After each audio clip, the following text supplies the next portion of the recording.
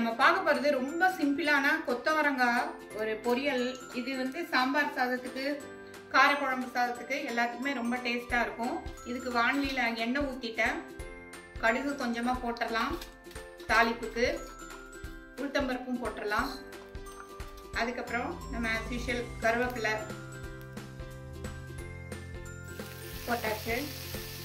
ஒரே ஒரு மிளகாவை ஸ்ப்ளிட் பண்ணி வச்சிருக்கேன் காரத்துக்கு, அது போதும். அது போட்டுட்டு இப்ப கொத்தவரங்காயை போட்டுடுறேன். கொத்தவரங்காய் போட்டு ஒரு ரெண்டே ஃப்ரை பண்ணா போதும். போட்டுட்டு ரெண்டு ஃப்ரை பண்ணிட்டு அதுல கொஞ்சமா தண்ணி ஊற்றி மூடி வச்சிடலாம். சூப்பரா கொத்தவரங்காய் வந்து கரெக்டா 10 நிமிஷத்துல வெந்துருச்சுங்க. இதுக்கு தேவையான அளவு உப்பு போட்டுடலாம். தேங்காய் கொஞ்சமா போட்டு கலந்தோம்னா நம்மளோட கொத்தவரங்காய் பொரியல் சூப்பரா ரெடி ஆயிடுச்சுங்க. தேங்க்ஸ் ஃபார் வாட்சிங் அவர் கிராண்ட்மாஸ் கிச்சன்.